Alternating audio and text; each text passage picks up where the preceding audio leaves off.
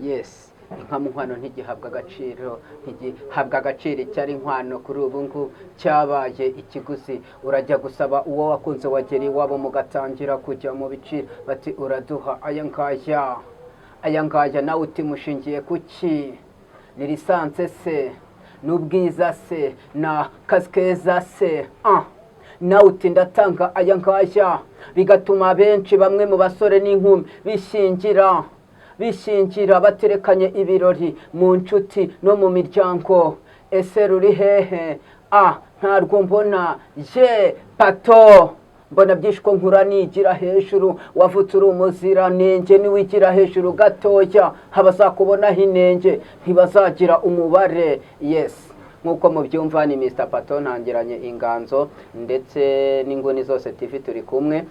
Natangiye ndi kuririmba nkuko ndi umunyempano nkuko bisanzwe. Umuhanzi bivuze ngo uri umuhanzi cyangwa uri umuririmbyi? Ndi umuririmbyi. Ndi byose ubundi. Yes, Mr Pato twari twamusuye muri salo aho yogoshera, kandi ni umukwaferi mwiza cyane, akubita imicongo kabisa. Murabona n'ukuntu n'agakwafe kamuriho. Ibi ngibi ari yogosha ngo nta muntu ujye umukora mu mutwe rwose. Nta muntu ujye unyogosha kubera yuko ibintu byose babiri mu maraso. Mr Pato twagusuye inguni zose TV, tugusanze muri salo urimo urogosha nkuko bigaragara babibona, ariko ufite impano nyinshi cyane, uri muri talent. Yego rwose. Ufite izihe mpano? Nkuko twatangiye tubivuga ngira ngo natangiranye freestyle. Icyo ni ikikubwira yuko uri umuhanzi, uri umuririmbyi kabisa. Ndi umuririmbyi, ndi umuhanzi. Numvise indirimbo zawe ngire ngo kuri channel yitwa Mr Pato. Channel yanjye ni Mr Pato.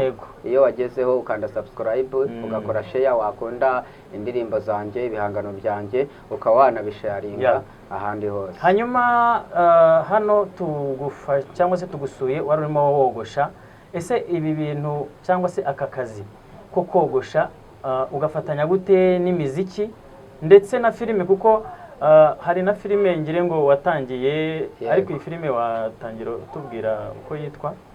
Nkuko twaherukanaga mu gihe cyashizemo dusura, twari twamenyesheje abakunzi bacu ko dufite filime turi gutegura ibibera mu rugo. Uwo mugeze ku mwarayitangiye? Mu busanzwe twashyizeho filime, twatangije gahunda ya filime ibera mu rugo kubera ko twakoraga comedy, Kiduke comedy, ariko abafana batubwira yuko bifuza ko twategura na filime y'ama episode. Ngira ngo ubwo twaherukanaga twamenyeshaga ko icyumweru kimwe muri icyo cyumweru tugomba kuba tuyishyize hanze. Ngira ngo ubu ngubu filime ibibera mu rugo abantu benshi batangiye kuyireba kubera yuko tugeze kuri episode ya 5. Ushaka rero iyo filime baracikanwe kabisa. Abantu baracikanwe, ariko ubwo ngo uhera kuri episode ya mbere, ya kabiri ukazagera ku wa 5. Bivuze ngo ubwo n'ubundi muri hafi kudukubita ni ya 6. Ya 6 muri iki cyumweru nayo irabisohotse, ya 6, ya 7. Ikindi nakwibutsa abakunzi bacu nuko dusohora buri cyumweru. Buri cyumweru episode iba yasohotse. Yes, Mr Pato, n'ubu nari nkubajije ngo ese ibi bintu byombi, izi mpano zombi, yaba ubuhanzi, yaba gukina filime n'amakomedi, ndetse ukaba bifatanya n'aka kazi ko kogosha, ubikora ute? Ntabwo bishobora kubangamira kimwe kikabangamira ikindi? Icyo nakubwira nuko ndetse nabwira n'abakunzi bacu, ibi ngibi ngewe mbifata nkuko iyo umunyeshuri ari mu ishuri afata amasomo yose ahabwa na mwarimu. Buri somo ryose rero uriha umwanya, ugafata umwanya wo kwiga ku isomo wahawe, kandi ukanagerageza no gukora ugatsinda. Uko rero umuntu afata amasomo mu ishuri, ngiye ku giti cyanjye niko mbifata. Umwanya wa filime ndawutegura, umwanya w'akazi ko buriya akazi kose igihugu cyacu kitubwira ko tugomba kwihangira imirimo. Ntabwo ari ngombwa ko ibyo twize ari byo dukora. Tugomba kuza tukajya ku isoko ry'umurimo, cyangwa natwe tugahanga indi mirimo, cyangwa se tukajya mu myuga. Nkuko wabibonye ndi hano muri quartier, no quartier. Ariko iyi quartier bayitarya hano ni ku Gisozi, mu Gatsata. Ahangaha ni mu murenge wa Gatsata, mu kagari ka Nyamabuye, mu mudugudu wa Runyonza. Ni impande y'ikiraro cy'abasirikare. Yego rwose. Hanyuma Mr Pato, ese ibi bintu byo kogosha ubimazemo igihe kingana gute? Bino bintu byo kogosha ndabikunda. Icya mbere cyo iyo ukora umwuga urawukunda. Mu buzima busanzwe nize electricité mu ishuri. Mfite impamyabumenyi ya electricité. Amashanyarazi, gukora amashanyarazi yawe. Nshobora gukora amashanyarazi, akora installation y'amashanyarazi, ariko bitavuze ngo ako kazi mu gihe katabonetse cyangwa se engineer runaka cyangwa se umuntu runaka cyangwa se abakoresha bampakazi kaba katabonetse, n'uyu mwuga wo kogosha uramfasha, uragufasha. Yego. Bivuze ngo ese tuwe ko wize ibintu bijyanye na electricité cyangwa se ibintu byo gukora amashanyarazi, ariko nanone ufite aka kazi ko kogosha nako ukunda kugakora. Ese nk'umuntu wogosha, wenda ntitukubajije ibiciro, ariko se nk'aka kazi ko kogosha umuntu ashaka kugakora kakagira icyo kamugezaho mu buzima busanzwe, wenda akava ku rwego akajya ku rundi?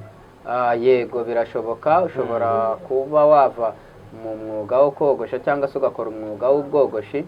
Kogosha ni umwuga w'igihe kirekire, ni umwuga utarangira, kandi ni umwuga ushobora kukurinda ubushomeri mu gihe udafite akandi kazi runaka.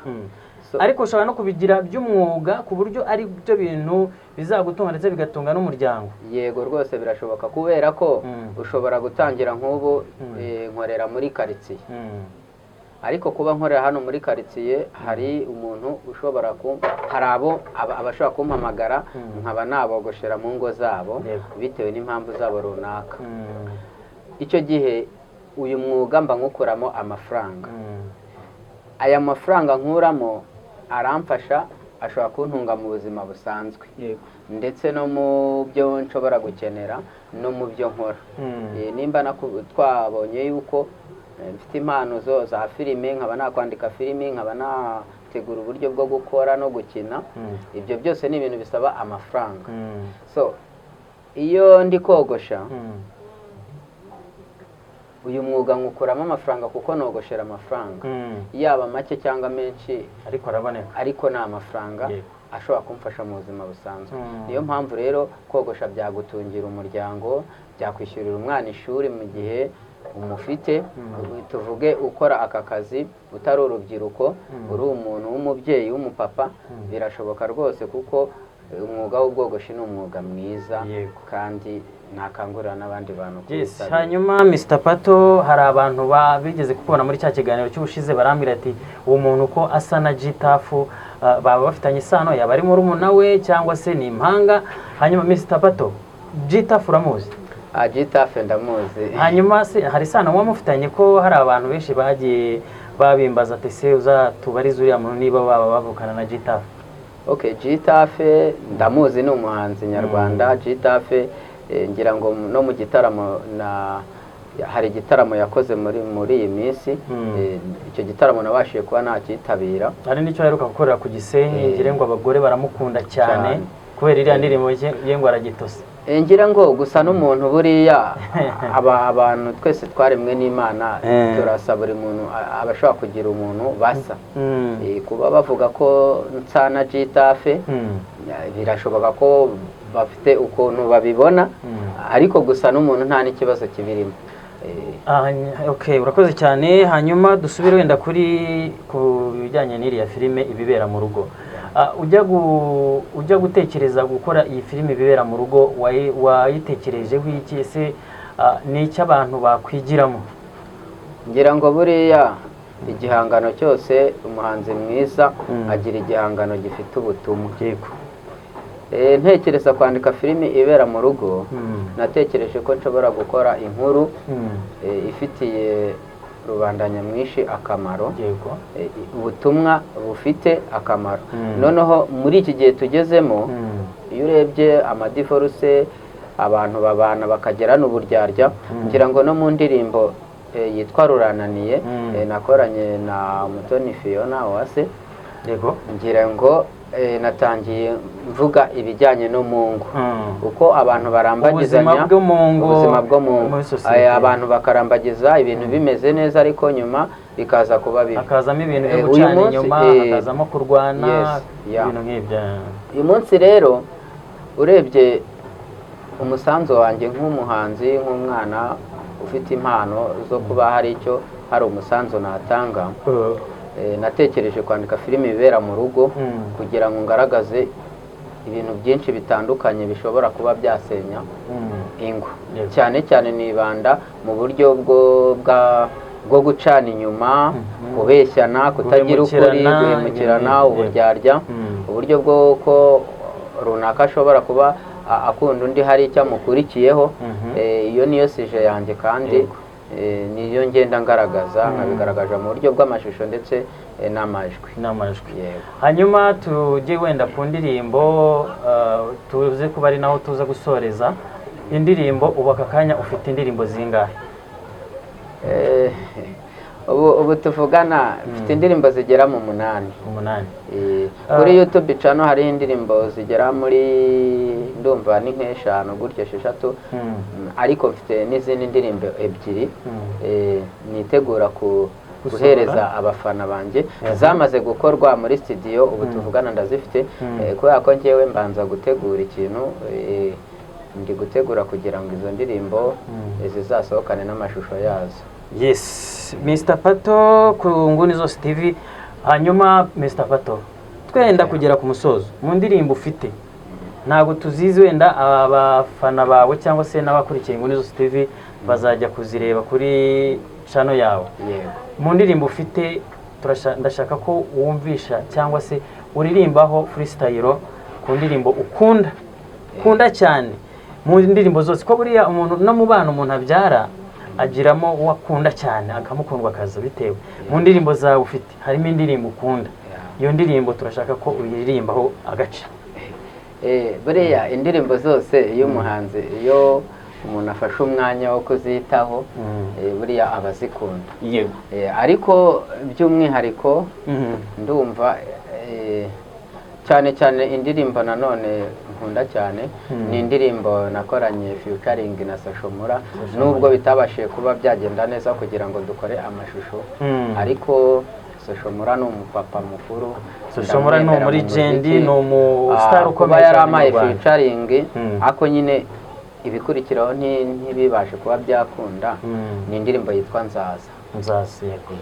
Bitavuze ko ariko n'izindi ndirimbo zose urazikunda kubera ko naguha urugero rwiza ku bana. Umubyeyi iyo yabyaye abana nka 5 abafitemo umwana akundwa kaje cyane, bitavuze yuko bose abakunda.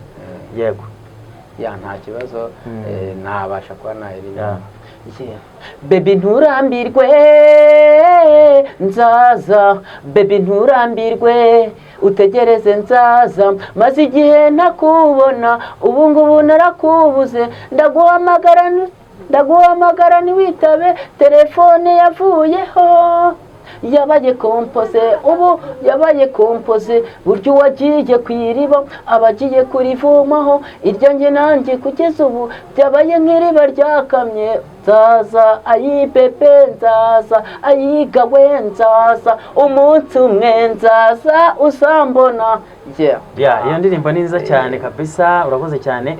Iyo ndirimbo akaba ari Mr. Pato yayikoranye na Soshomura.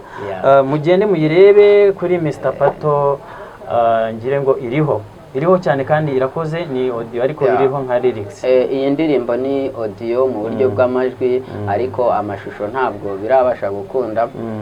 Buriya wenda Soshomura aho twakongera gukubitana imitego, dushobora hari igihe n'ubundi twapanga tukayikora, kubera ko n'ubundi aba yarabyemeye ko tuba twakorana. Hari abantu badukurikiye bari hano ku nkengero za Nyabugogo, hano mu Gatsata, ndetse n'abari hafi cyane ku kiraro cy'abasirikare. Wababwira iki ku bintu bijyanye no kubogosha hano muri salo yawe? Hanyuma turaza no kujya ku miziki, ubwira abanyarwanda icyo bateganyirije, ndetse no kuri filime ibera mu rugo, cyangwa se niba hari n'indi proje waba ufite mu gihe kiri imbere.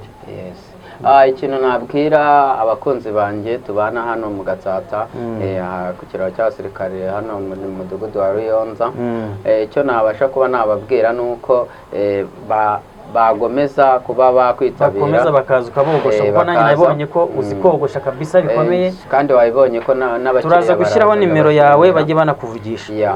icyo nababwira ni uko bakomeza kunsapotinga, kuko n'uwaje nkamwogosha icyo gihe aba mpaye sapoti, kubera ko nimba ngiye no muri shuti nkatega ako kamoto ntago aba nsapotinze. muri make nabakangurira rero kujya baza aho dukorera hano ku kiraro cy'abasirikare, uzamutse esikariye ukigera ku bajenti, ujya nko ku rusengero rwa ADEPR ya Rubonobono, imbere ya kantine Umucyo niho dukorera, uhita uhabona biteganye na kantine yitwa Umucyo, rwose ni ahantu hatayobekanye. ndumva rero nabakangura kuguma kutugana. Hanyuma nari mubajije ku bijyanye n'indirimbo na filime, ho urateganyiriza iki abanyarwanda cyangwa se abakunzi bawe muri rusange? Ikijyanye n'indirimbo zo nakubwiye yuko ubu mfite audio nshyashya ebyiri utarashyira kuri channel, ariko mu minsi mike zirabazira, ariko mu minsi mikeya uburyo bw'amashusho buraba bubonetse, mbashe kuba mbaha indirimbo zifite amashusho uko ari indirimbo ebyiri, kuko namaze kuva studio nazikuye ndazifite, nubasha no kuzumva. Indirimbo imwe bayita Bakunyangisha kenshi, iya kabiri bayita Mbaye Kavukire. Izo ndirimbo rwose zikumbuye ntaranazumva, zifite amazina meza, zaratunganyijwe ndazifite. Ubu tuvugana igishigaje ni ukugira ngo dutunganye amashusho, tubashe kuba twahita tuzaprodinga zifite n'amashusho. Ubwo urumva rero nicyo nteganyiriza abantu, abakunzi banjye ba muzika b'impano yanjye yo kuririmba.